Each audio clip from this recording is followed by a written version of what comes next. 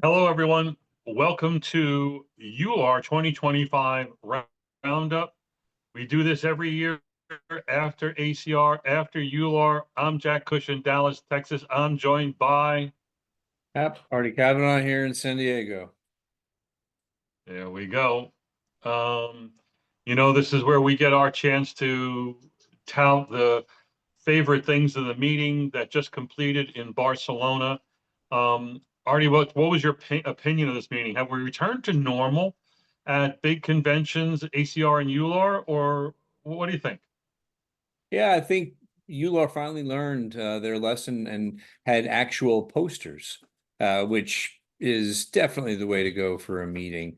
Unfortunately, they turned it into like hotbedding on a nuclear submarine. They had the poster change about every hour. So there were three poster sessions a day, which really made it hard. You like to have the posters up and the presenters there so you can go talk to them. And so it was much better to have actual posters, but hopefully next year they don't try to squeeze everything into one small session. Yeah, I think they were just using limited space and turning over the space like a busy restaurant. And so it was hard. It's hard enough to find the actual authors to speak to them about their papers. I don't know what the deal with EULAR is, why so many people don't stand by their poster, but that is a problem for them. But there were a lot of good posters and there were a lot of good presentations. So let's get into it. I want to start off with Alto. ALTO, presented by Andy Cope. This is the long-term follow-up of the APIPRA study. And you might remember APIPRA from a few years ago. It got a lot of press. It was a trial, and there were a lot of trials, and we're going to discuss, I guess, clinically suspect arthralgia and what to do with those people. This is a trial that looked at abatacept for 1 year versus placebo for 1 year in patients with arthralgia who were ACPA positive. They did not have to have subclinical synovitis to get into the study. And it was 1 year of therapy and then another year of observation. And at the end of both the treatment period, there was obviously a significant difference between abatacept treated people versus the placebos. I think like 30% of the placebo people developed RA versus 6 or 9%, something like that. Clearly significant, clearly a big difference. And then in the 1 year follow where everybody's on nothing, the lines start to come together again. Now, in this study, also, it's a long-term follow-up. So in the original study, it was 213 patients. In Alto, up to 6 year follow-up, where they have good data on about 4 years, 143 patients. So two-thirds of the patients entered into this long-term follow-up. And it looked like the claim was that 1 year of abatacept gave almost an additional 3 years of benefit. But by the end of that 3 years, or a total of 4 years, the lines are coming together. And the question is that significant? It clearly isn't prevention, but it's a delay. And then the other big thing from this particular paper was, well, how do you know who's really going to respond or respond best? They gave the sort of an indication of that in their presentation from 2023, but not in the paper that they published. And that was if you had this extended autoantibody profile, meaning you had 5 autoantibodies typical of rheumatoid arthritis, 2 ACPAs, rheumatoid factor, anti-carbamylated P antibodies, and another one called ACA, that you had an even greater effect, suggesting their suggestion was that if you had maybe more disease with more autoantibodies, you're more likely to respond to the aggressive therapy.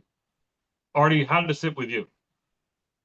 Yeah, boy, we've been talking about the whole issue of clinically suspected arthralgia and how best to handle these patients. And this was maybe the most intriguing data that we've seen yet, because you have people, you really do see a separation out after 1 year treatment. You see a separation out going certainly to 3 years, about to 4 years. Then it falls apart. Then the curves overlap, and people who are going to get RA got RA. But a year of treatment was very promising. You wonder, and this was an oral presentation, we didn't get to ask the authors all the questions that we wanted to, but what if it was they all had to be ACPA positive? What if you had 4 of the 5? What if you had 3 of the 5? And I'm sure at subsequent meetings they'll dig into the idea of, are there other characteristics? And maybe, maybe this is in one of those areas where you need AI, because we like things that make sense, but maybe it doesn't make sense. Maybe you just look at the data and it's left-handed people, or people with a tender joint count less than 6, something else that would help to separate them. But I think it is getting to be where you may offer patients treatment with informed discussion of the risks and benefits, with the hope that you might delay the onset of disease. Yeah, I like the concept of delaying disease, whether you have the 5 serotypes or not.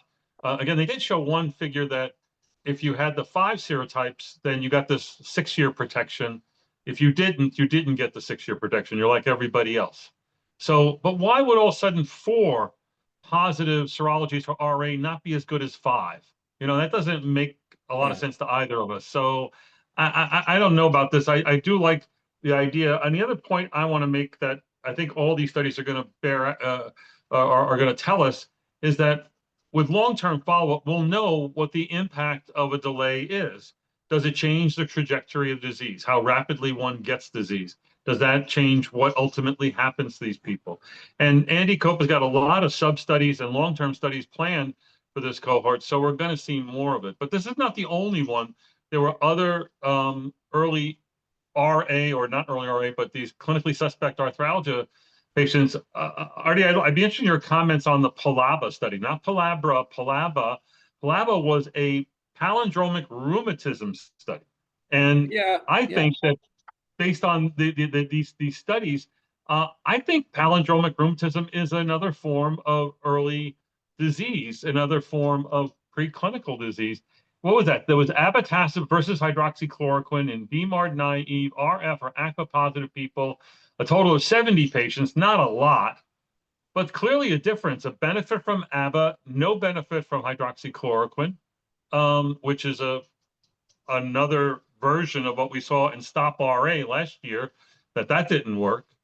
So is palindromic rheumatism another version of RA wannabe preclinical RA? And Oh, what do you yeah. think of this study? I think it is, and I think we don't use the term anymore. It's kind of like, it sounds old, but I think it absolutely positively exists. Remember, there was a time when there were a lot of early RA studies, and it was it less than 3 years of disease, was it less than 2 years, and we tried to recruit for those studies. And I remember a fair number of patients that you would see, they qualified for the study based on the number of joint counts. Then you see them again for the baseline visit, and they didn't have it. And then later on they developed it. So they would fit within the definition of palindromic rheumatism. And I think it's not necessarily uncommon. I think a lot of people with early disease have that pattern. We always used to say, you get a dose pack of prednisone or methylprednisolone, and then you're good for a year. Well, you had palindromic rheumatism. It was probably meant to go away anyway. And yeah, it is interesting, like you said, that hydroxychloroquine is almost a negative control here. It showed in Stop RA it did not work at all, and here the abatacept did. So that if you look out at 2 years, you had 8.8% of the people treated with abatacept developing actual arthritis, compared to 27.8 of those treated with hydroxychloroquine, and a real clear separation. So it looks like, if you're thinking about treatment, that abatacept is certainly someplace near the top of the choices that you would make. And that number that achieved with hydroxychloroquine goes to that number we've learned from Kevin Dean and so many others, that if you're seropositive with arthralgia, you got at least a 30% chance of going on to develop RA. It's exactly what happened with hydroxychloroquine, but not the abatacept group. So I thought that was an interesting study. There's a lot of studies. There was a long-term follow-up of the ARIA study, and that also said up to 4 years of benefit. But I think what all these studies are saying to us, and Artie and I have been in the group, and when we were discussing these studies in the past, ARIA, APIPRA, and whatnot, Prairie, treat earlier, the argument from half the group was, this stuff doesn't work. Those people really had RA. And well, no, they didn't have RA because they didn't have synovitis and they didn't meet criteria. Well, they really had RA. But I think that the both of us, all the opinions were right in that the closer you get to RA, the more you should be treated. Meaning with each of these factors, ACPA positive, double positive, first degree relative, acute phase reactant, subclinical, the more you add on, the more you're ratcheting up your way to RA, the more you really do need treatment. And that came out in a recent EULAR paper, a EULAR risk stratification guideline that said, who's going to have, who has clinically suspect arthralgia. And when you look at the criteria, as a point-driven criteria, but morning stiffness, patient-reported swelling, difficulty making a fist, CRP, rheumatoid factor, ACPA, all the criteria for having RA, is it not? And the more those you have, the more you're ratcheting up the risk. Yeah, they showed that years ago with methotrexate. In the more recent treat earlier study, they found it, but back when in the prompt study, remember they also found the same thing, namely that if you were really close to having the definition or satisfying the classification criteria for RA, then methotrexate really did have an effect. If you were less than that, you got the signal was drowned out by the noise and you didn't. So yeah, and I love those risk stratification criteria. Must have been a bunch of old guys sitting around. Morning stiffness, difficulty making a fist. That's old school RA treatment right there, isn't it? Yeah, it proves that they want to talk to patients and examine them. That's the way we should still be going. All right, what do you got, Artie? Well, different disease, but kind of seems like a natural follow-up. There was a poster that I liked and you liked, and I think a bunch of people liked, rheumatoid factor in patients with EGPA, so eosinophilic granulomatosis with polyangiitis. And I think we liked it for a couple of reasons. One, even though the poster presenter was not there, they had their email there and responded really well to questions on an email. So I think they would have been there. The posters, as I said, the sessions were too short, but so I like that. I like interacting with the presenter. And also it was a clinical observation. So what happened is they made a routine observation in their clinic, and the Dr. Luca Iorio said they have about 180 EGPA patients in their clinic at the university where he is, and made a clinical observation and then went and looked at it more. Clinical observation was that in your EGPA patients, the patients with rheumatoid factor positivity were a little bit different. They tended to have more severe disease. So then they went and they looked. He did say that it's not everybody, but it was about 83 out of the 180 EGPA patients had rheumatoid factor testing. So they looked at that population who had the testing. And the testing was done, if they got hospitalized, they had a panel of stuff that they did, including a rheumatoid factor. And then more recently, they actually started checking it again. But what they found was that the people who are rheumatoid factor positive did a lot worse. They had higher disease activity, much more monorized multiplex, 53% versus 13%. They relapsed much more frequently, 40% versus 2%. So it was a pretty good prognostic factor for bad outcome in EGPA. So this was observational. He did say the titer didn't seem to have an impact. They excluded diseases like rheumatoid or Sjogren's that could muddy the waters as far as the diagnosis. So I'm gonna be looking into this. This is something I think you can look in the clinic and say, why not? You're doing other tests. You have an EGPA patient, maybe check a rheumatoid factor to see if this washes out, because just anecdotally, it looked like it was a good, strong predictor. So, but we don't know mechanistically what this means. We No. don't, you have to postulate that I think either one of two things. Somehow there's immune complexes that involve rheumatoid factors being made that contribute to the pathogenesis of what's going on clinically, or that the rheumatoid factor is a biomarker of heightened immunologic activity. We do know from other studies, observational studies mostly, like this study, that, for instance, ACPA in ILD is a bad thing, that ACPA in lupus nephritis actually is a marker for patients with more aggressive disease. We do know that being double positive with clinically suspect arthralgia lends to a greater risk, if not more severe disease. So do you think this means that the markers of heightened immunologic activity we should be looking for in other diseases, as was found here? Yeah, I mean, potentially, the old association with TNF inhibitors and ANA positivity came only because in the Kennedy Institute, where the first studies with infliximab were being done, that was part of their assessment. They did ANAs on everybody, even knowing ahead of time that quite a number, 25 or so percent of rheumatoids will have an ANA, but they found a lot more. And subsequently, that with the TNF inhibitor, you get a lot of people converting from ANA negative to positive. Some of those people actually get clinical manifestations of lupus. And, it's just it was just an observation they made in the clinic. And yeah, maybe it's an indicator of something going on with the disruption to the immune system. We just don't know what. I don't know whether to be excited by this or upset by this. I'm a purist. I don't like ordering a lot of labs. I hate people who do. I don't hate people. I dislike the idea of doing panels and Yeah. batteries and whatnot, and doing them repeatedly. But this also kind of says that I may not know what I don't know here, and I think this really begs for more research, more consideration. Yeah, absolutely. All right, so I got an interesting one from an early arthritis cohort that looked at patients with RA who were on methotrexate and who were in remission. They'd been treated for more than 24 months, I think. They were in remission for greater than 6 months. And they looked at what happened in those whom they flared.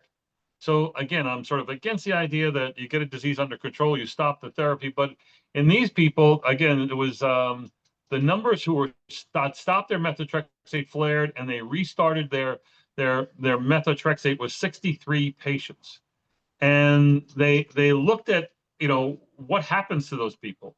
Can you regain control or not? And the graph that we showed, the graph that we saw, is that the vast majority of them regained remission, albeit at a slower rate than they would have probably done achieved initially. And that is whether you're measuring your success of recontrol, if you will, by either a DAS remission, harder to achieve, longer to achieve, or a DAS low disease activity, a little easier to achieve, but about 80% at 3 months regain control. So in one sense, it's kind of good news. The other thing is that if you follow those people out beyond 6 months, it was well over 90% regain control. So for those of you who want to withdraw therapy, and think you're doing a good thing, I would argue against you. But this data says much as has been shown also in, was it RA-seam and PSA-seam, that showed that when you reinstituted therapy, you gain control in a majority of individuals. So this is encouraging data. Yeah, I think this really harkens back to a very old study from the Netherlands. The Ten Volde was the first author, TenWolde, and published in the Lancet in the 80s, where they did something very similar. They used some methotrexate, but most of the people were on sulfasalazine or D-penicillamine, which the younger people have to Google to figure out what that was, or chloroquine. And they did this same thing where they took people in deep remission and stopped treatment. And the take-home point, which I think is a useful take-home point for those of you seeing patients, is you can go ahead and you can do it, but you're not going to get your response back immediately. The chances are you will get your response back, but that could take some months. And I think that's a reason some people will say, well, maybe don't stop. Maybe you should just cut the dose and spread the interval from 7 days to 10 or something like that. And that's a reasonable compromise. I think it's important data because I don't recommend it incredibly rarely, but patients do it all the time. They very commonly ask, don't they? If they're doing really well, hey, can I stop? Can I cut back? Yeah, let me do a little bit of box score recaps here. I've got to mention the abstract numbers. This one that we just did, on methotrexate and regaining was OP0107. The first one I did on Alto was OP0325. And then the Palava study was OP0105. I think we're caught up. Let's go into the next inning. Okay. All right. The one I'm going to pick, that's a good reminder, Jack. This is a late breaker 0010, and this is the APEX study. The APEX study is in psoriatic arthritis. It's a study with the IL-23 inhibitor guselkumab, and the primary endpoint was clinical, the ACR20 response at week 24.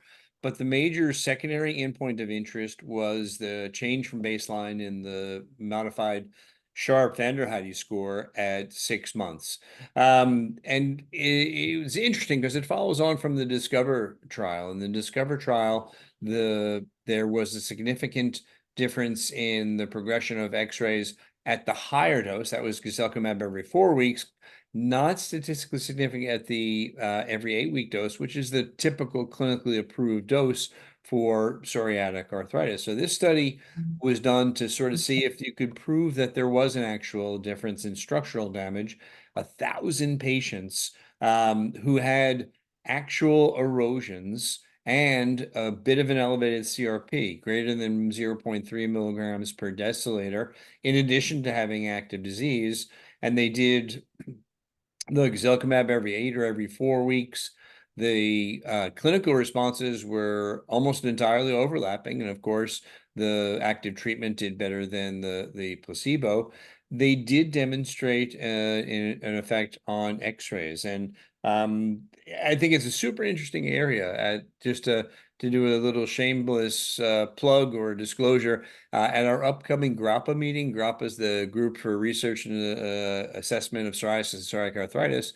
I'm going to debate Will Tillett, and I'm going to take the position we don't need to do X-rays in psoriatic arthritis anymore. And if you look at this data, you say, yes, it was statistically significant protection from structural damage progression with either dose of guselkumab.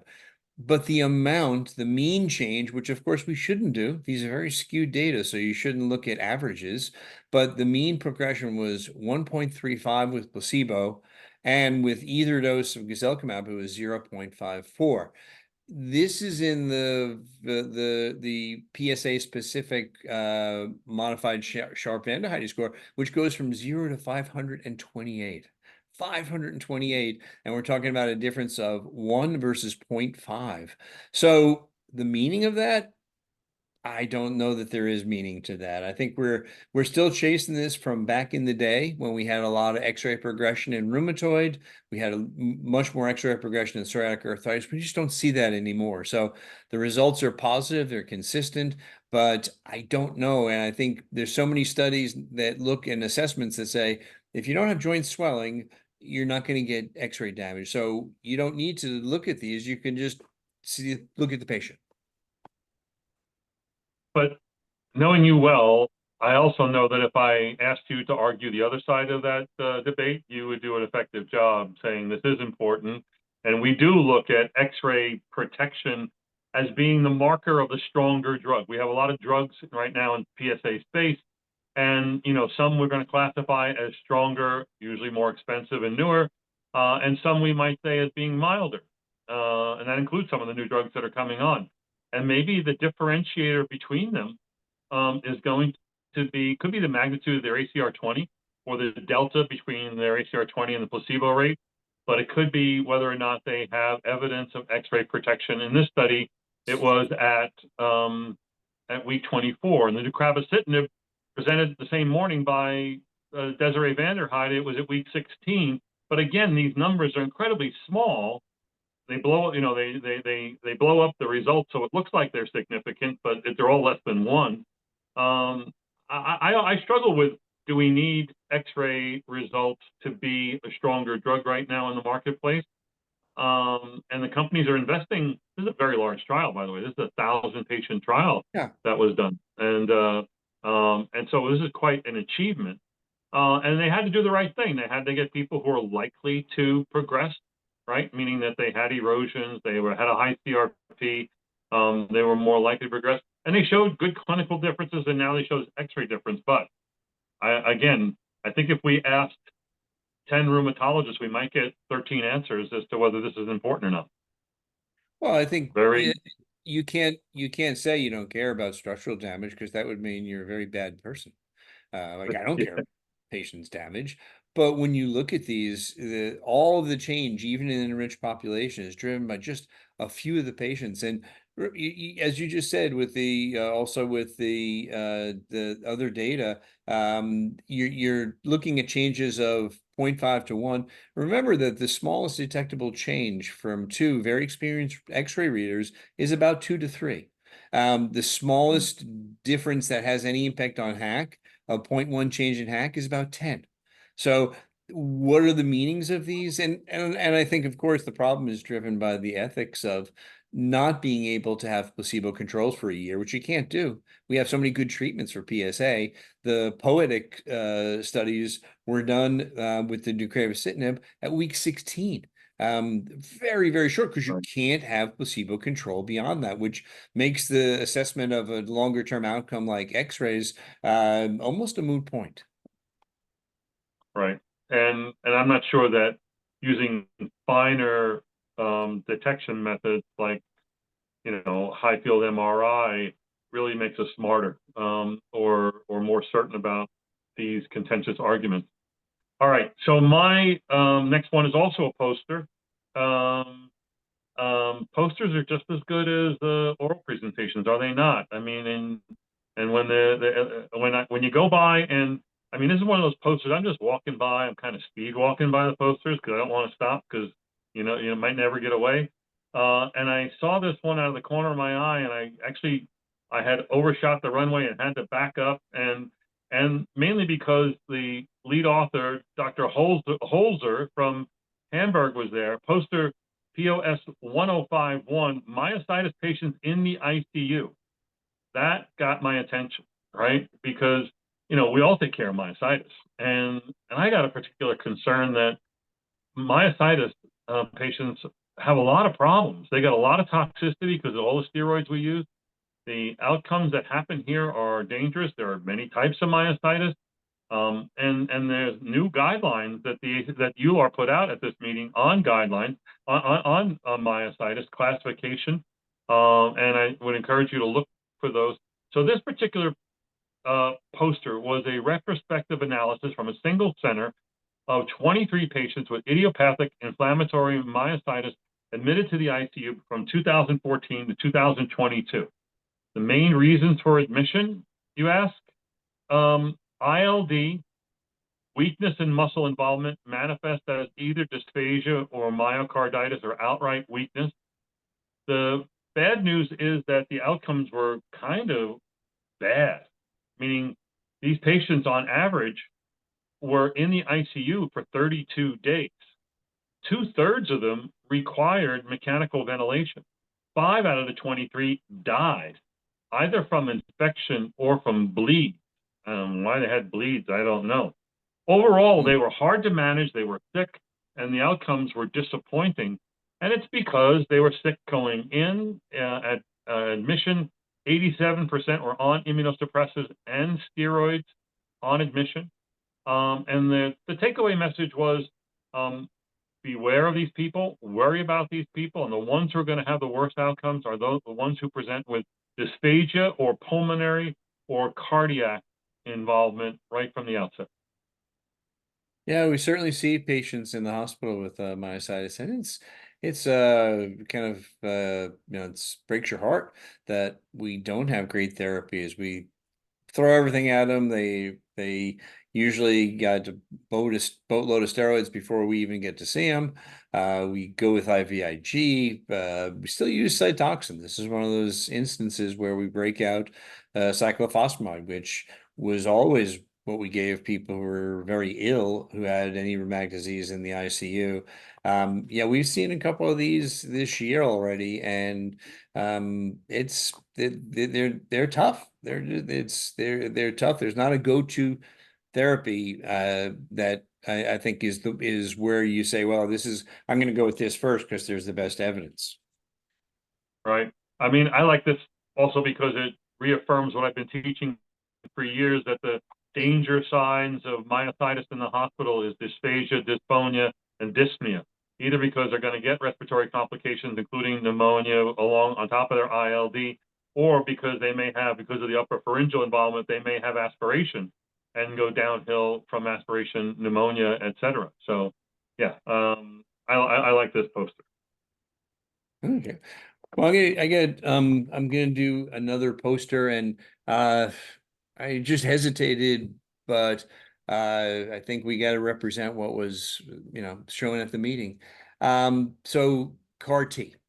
There's, I think, more CAR T companies and certainly more CAR T studies than there are patients with lupus. But it's the hottest thing. Our colleagues in oncology are using this. It's, of course, chimeric antigen receptor targeted therapies. Many of these are directed against B cell targets like CD19, but also CD20 and other targets like BCMA that are present at different stages of B cell and plasma cell development. Very cool constructs. In a way, they're like super B cell depleters, and we've had experience with rituximab. Now we have obinutuzumab, which is seems to be a much more efficient B cell depleter, but these may be sort of a level beyond that. There's a lot of issues with it, and I think many people have had experience at their sites with, if they're research sites, with trying to get these studies ongoing. You take cells out to put in the chimeric antigen receptor, which requires leukapheresis. Then you have to condition the patients with 2-CDA and Cytoxan, which of course is very dangerous. Then you give them the CAR, and then their B cells get depleted. At least in rheumatology, that's where they've been most of them. So we're seeing more and more of this.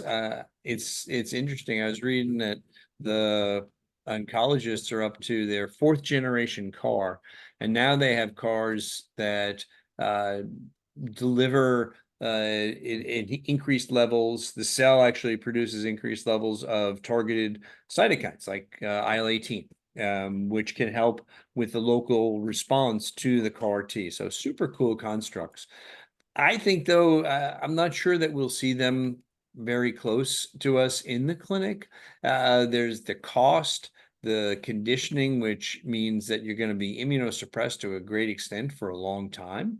So I think we may see, not exactly related, but kind of a similar design, and that is with bispecific and trispecific antibodies. So I picked poster 1160, mosunetuzumab, which is obviously from the name, humanized, but it's a bispecific antibody that binds CD20 and binds CD3. So it brings the T cells directly in contact with the B cells to eliminate them.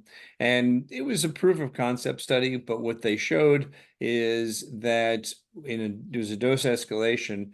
They can get very extensive and pretty prolonged depletion of circulating B cells. It's easier if you think of it, it's a monoclonal antibody. So it's a very cool, very new, incredibly whiz-bang design, but it's a monoclonal antibody. So you think of that, I think, in a much easier way than you think of CAR T with all its the invasive nature of what you have to do to the patients to get that. So I think we're going to see more of I bet we see more of this. And if you think of other diseases, so right now the CAR Ts have mostly been in lupus, which of course can be severe and life-threatening. Myositis, like you just mentioned, the life-threatening. And therefore, if you're doing the risk balance, the riskier the disease, the more risk you're willing to accept with the therapy. So I think that the bispecific and trispecific antibodies will be something we may see more really in the clinic. So, and I'm going to present a bispecific antibody next, but regarding CAR T, I think it's great that all this research is being done. I think the excitement of a cure that's long lasting is incredible and sort of mind blowing. But I want to caution the audience on 2 things. CAR Ts have been successful in management of malignancies, certain malignancies, but not without trouble. There's a lot of trouble. The FDA, last year had a, new box warning on CAR T cells and certain leukemias and whatnot. So these are, and that could be because they're dealing with cancer patients, and that's often the case. But CAR T cells don't have a clean slate on safety, and that's going to be a big concern, along with their success. Will the success be as good as Professor Shett has shown us? I mean, I can only pray that that's the case. I would also secondarily worry about a reporting bias. There's so many studies going on right now with so few patients, and we're going to see this little drip, drip, drip of information on 6 patients, 4 patients, 10 patients, without seeing a really well-designed trial. And then you're not going to see the reports where it failed. And so you need a certain amount of caution, I think, in interpreting these results. And I think the excitement is going to be in 2027 when we start to see some numbers that we can look at and say, oh, now this is the next lesson on CAR T in rheumatic disease. So I'm going to wait for that. But I'm excited by this, and that's why I like the poster from Max Koenig at Hopkins, poster POS 0017. He's not quite 007, he's 0017.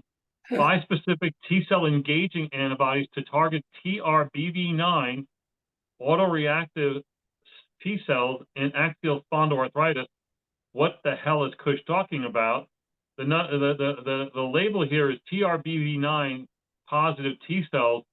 This is T cell beta chain variant that actually is expressed in a high percentage of patients with ankylosing spondylitis, basically telling you that CD8 positive T cells that bear this are very much involved in sort of class 1 mediated immunologic activity, if you will. And this is found in a high percentage of patients with spondylitis, also in patients with Crohn's disease. And the idea here is maybe if you can deplete these CD8 T cells that are TRBV9 positive, that you'll get control of the disease. But the question is, as is the case with any depletion technology, B cell depletion, back in RA, we were doing T cell depletion, anti-CD52, anti-CD4, and in transplant, anti-CD3 T cell depletion, all hampered by infection as their Achilles heel. We worry about that with B cell depletion. We're going to worry about this with these autoreactive T cell depletions that are TRBV9. So he's basically developed, using CRISPR technology, a bispecific antibody that will deplete these. He's shown their effects in vitro and in cultures, and now this is ready. This BiTE or bispecific targeted therapy is going to be put into patients with spondylitis. And they've shown that in culture there's a biologic effect when you use these. So again, I think it's exciting. It might be the next new thing in the management of spondyloarthritis, and it's really early to be talking about this, but I think this has potential to be the next big thing in spondylitis management. Yeah, I think there's a lot of interest in this, and as you said, scientifically it makes sense, and it is increased. The use of that receptor is increased in patients with the SPA spectrum of diseases, including ankylosing spondylitis and inflammatory bowel disease. There's some trepidation about this, or a wariness of the data, I guess. Almost all of the early data came from Russia, and people hear that and they're like, okay, I don't know. But data are data. There are studies done all over the world. Traditionally, there have been lots of studies done years back in Eastern Europe in psoriatic arthritis and also in ankylosing spondylitis. But you wonder when people are reporting side effects. Remember, not so many years ago there was a novel anti-IL-17 with 0 adverse events, and like, yeah, that probably a little bit higher than 0. So we definitely need replication. Scientifically, it's very interesting, but you really want to, you want to see if it really makes the cut. So Agreed. my next one, I'm seem to be drawn to old school stuff here. Maybe I'm getting old. This is poster 0173, and it's from AMP. AMP is the Accelerating Medicines Partnership, and they've done a lot of work in rheumatoid arthritis, uh, spatial transcriptomics, super cool, super fancy stuff, looking at the individual cells and the spectrum of inflammatory and other mediators that are differentially regulated in diseases like rheumatoid arthritis, also in lupus, and also now in psoriatic arthritis. So I'm not sure what'll come of this, but it makes great sense that you're looking at a complex area of tissue like the inflamed synovium in inflammatory arthritis, or the kidney in lupus with lupus nephritis. And we used to you chop up the tissue and just sort of look at it very grossly. Now you can do it much more elegantly, but this is really much more of an old school sort of thing. So they looked at a bunch of their patients that they had 172 lupus patients, followed up to about 5 years, and they had a indication for renal biopsy, and they included, of the 172, had grade 2 all the way through grade 5 lupus nephritis, so just mesangial change all the way through membranous. A third of the patients had a decrease in their GFR, and they lost renal function. They looked at what correlated with that. And very interestingly, the urine protein to creatinine ratio, which was elevated, didn't really change much. It stayed at an elevated level, didn't vary a whole lot over time. Some of the things that we love looking at, dsDNA, C3, C4, didn't correlate with the renal outcome. What did correlate with renal outcome is the NIH chronicity index. So the activity index didn't really provide as much information. Now, these are people who were treated, so that kind of makes sense, but it's really the damage. And I think I like this because I remember years back, studies in lupus nephritis would look and say, well, what correlates with the renal outcome? And it was hypertension was above and beyond the most important feature. So, and I think that we've done better in recent years with the care of patients with lupus, especially lupus nephritis.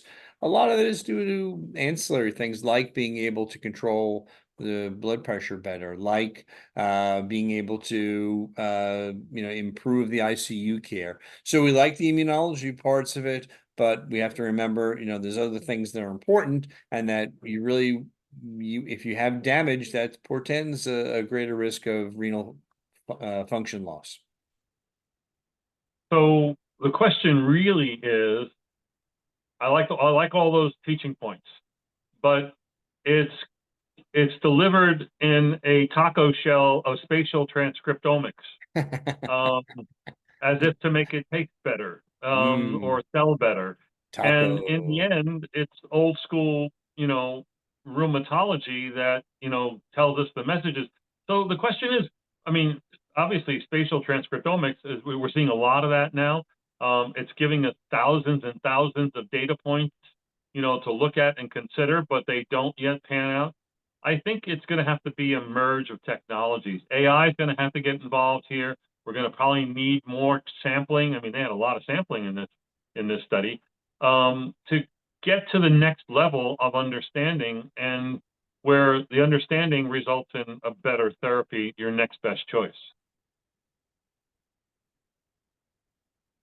Oh, cool. All What do you right. got, Jack? So I got I'm going old school too. There was, on the last day, there were 3 or 4 guidelines and presentations at EULAR. This one was from Professor Patrick Keeley, talking about classification criteria, EULAR classification criteria for hemochromatosis. You should be seeing hemochromatosis. There's autosomal recessive.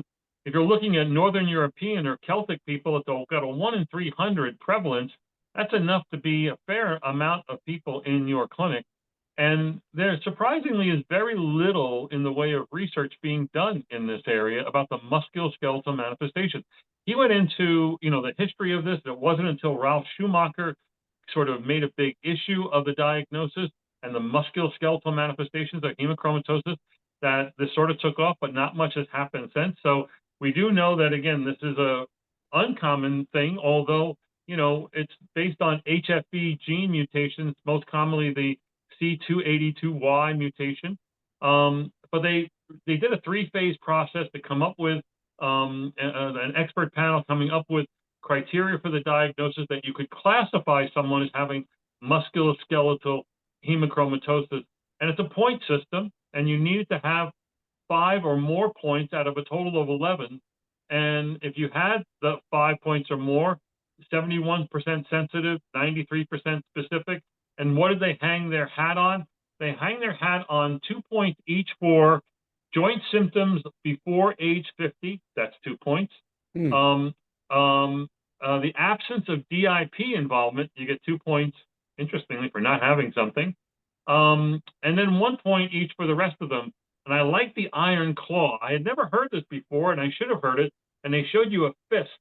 And that when the knuckles 2 and 3 are much higher than 3 and 4, they call that the iron fist. You can see it with an end-on view like this or an up view like that, that then these two rise up higher. And it's due to the osseous involvement of the second and third MCP. So the iron fist, involvement of MCPs 2, 3, or 4, hip or ankle surgery, that actually gets you 2 points, but I don't know why. And then either joint space narrowing or subchondral cyst at MCPs, ankles, being the main two there. And the last one, hook osteophytes at MCP 2 or 3 or the ankle joint. And that's how you got your 11 points in 5 or more. So it was kind of a really clinically relevant session with some nice teaching pearls. And it really promotes the idea of doing research in a not so uncommon disorder.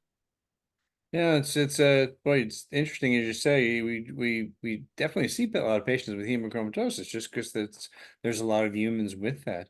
But we have not paid as much attention. I think we sort of said, it's pseudo-gout, let's treat it like that.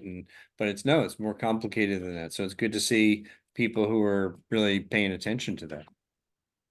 So my next one, maybe I just like the name. This was also a late breaker 005, and it's repurpose. So REPURPSS2. And it's a study of leflunomide and hydroxychloroquine in Sjogren's syndrome. Sjogren's syndrome is interesting, isn't it? There's so little data on things that seem to work. All of us use hydroxychloroquine, and the best studies of hydroxychloroquine showed it did not work. And yet we don't have anything else. So we kind of use that. This looked at the combination, and this was leflunomide and hydroxychloroquine. With a crossover compared to placebo, 20 milligrams of leflunomide, 400 of hydroxychloroquine, relatively small numbers of patients, but even with the 25 patients per group, they did see a difference in the change in the ESSDAI, one of the ways that we look at disease activity in the Sjogren's syndrome, which measures a variety of the important features, including glandular, systemic, etc. And the data were nice in that the SDI score was really flat in the placebo, relatively small variance in the measures. The active treatment group decreased so that from 9, where the placebo group stayed, they were down more around the range of 3 to 4 in the SDI score. They also looked at the CREST, which is a newer one. This is the composite of relevant endpoints for Sjogren's. Is similar accounting of the diverse symptoms of Sjogren's, just weighted a little bit differently.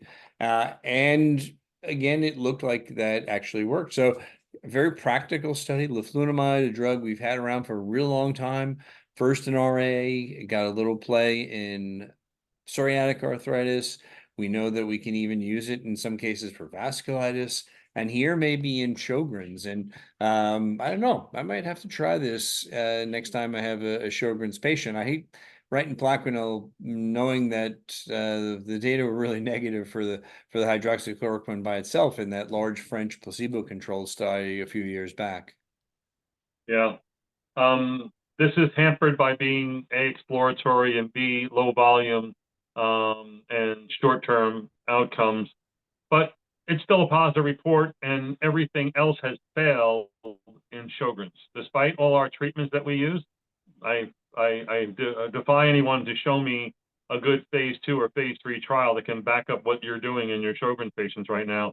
So any kind of positive result, and there are a number of trials that are much larger in phase 3 that are in progress.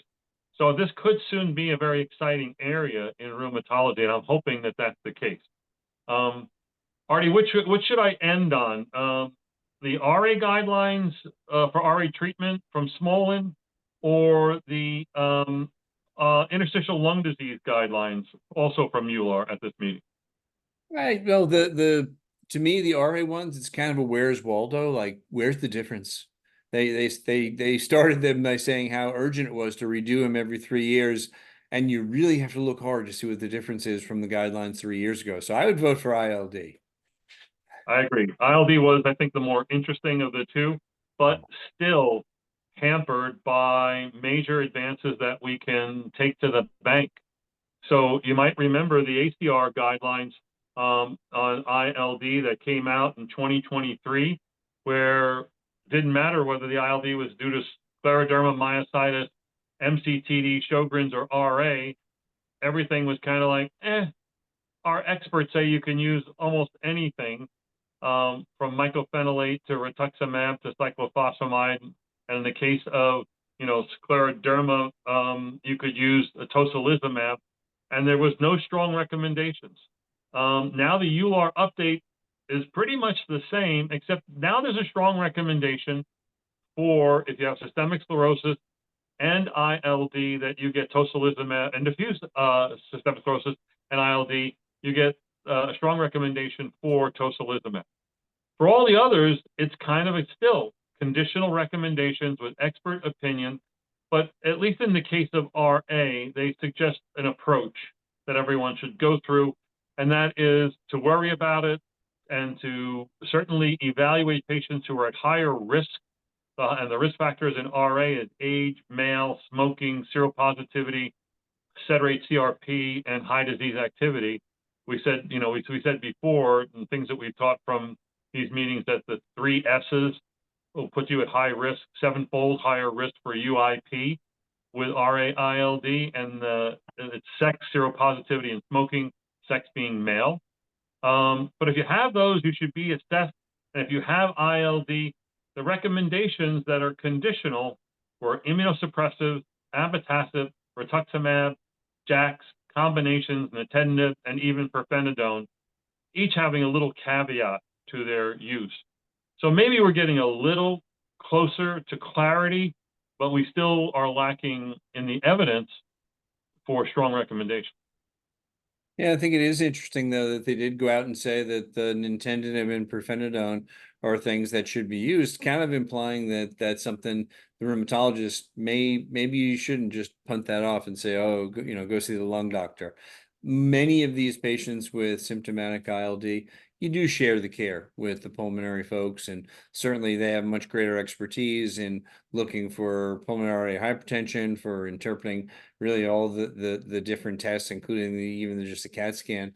But this kind of brings that back within the realm of treatments, and it almost kind of says, hey, rheumatologist, you got ILD, this is something to think about in your RA patient. Agreed. You have another one? No, well, I thought that was the end. I thought you said. No, you do another one, and I'll make a quick pitch for what I have great hope for. That's in an early stage, and these are like early phase 2s. There's 3 drugs in development as gene therapy for OA of the knee. and these are all delivering IL-1RA intra-articularly, and it sticks around for a few years and seems to have benefits, at least clinical benefits. There's biologic benefits, and they're going to go into larger phase 2 trials. So in a disease that's sorely lacking in any good therapies, to have something with promise in OA of the knee, I think is a great thing, but that's going to happen in the future. If I throw in one more, and it'll be quick, so I'll call it's the speed. And this is treatment strategy in PSA.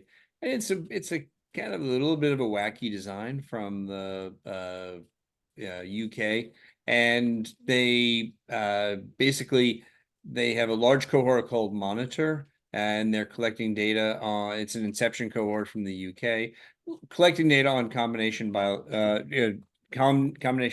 conventional synthetic, which is methotrexate leflunomide mostly.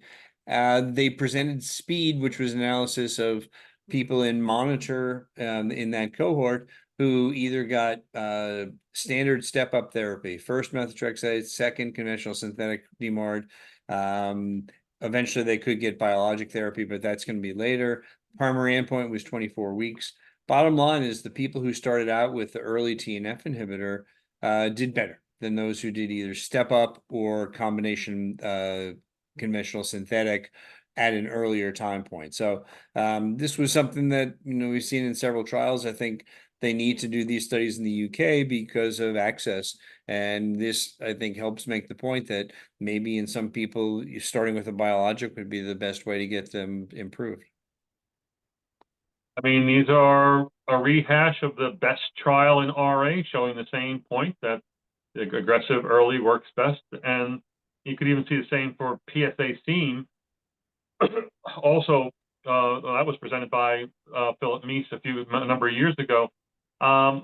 Again, I think that there's strong data about early aggressive therapy, and that if it's you or your family member, would you not do this preferentially? Would you not fight for more aggressive, more expensive therapy? And I think that's something we need to consider. And if you really want to get these people treated aggressively, you actually have to be aggressive in finding them and promoting their referral to your clinics. I just posted a tweet today about cost of therapy analysis in psoriasis, looking at all the biologics, and it basically showed that the cost has gone up quite a bit from 2007 to 2021, I think it was, or 22, where it started out around $10,000, now it's $47,000. But that if you made a decision to start a biologic in 2021, you could have saved 44% on overall cost by choosing the cheapest drug within the same class. So again, being on the most expensive doesn't mean you have to be on the most expensive. But this is a struggle that Laura and the other people in the UK are going to have with NICE in getting them to approve such therapy. I agree. But then they told us, I think, that in a year's worth of a TNF inhibitor can be had for less than $1,000 in the UK. Yep. So hopefully coming to a pharmacy near you here, that'd be great. Well, what we're going to do, Artie, is we're going to get ourselves a cruise ship, buy our drugs in the UK, and be going up and down the coast of the East Coast. And if it works, we'll take it to the West Coast. Sounds like a good business plan. All right, that's it for EULAR Roundup. Be sure to follow the rest of our coverage on Room Now. We got a lot of stuff being posted, a lot of good articles, a lot of good videos. And we'll be back at ACR to do ACR Roundup in October of this year. Artie, thanks a lot. See you all in Chicago.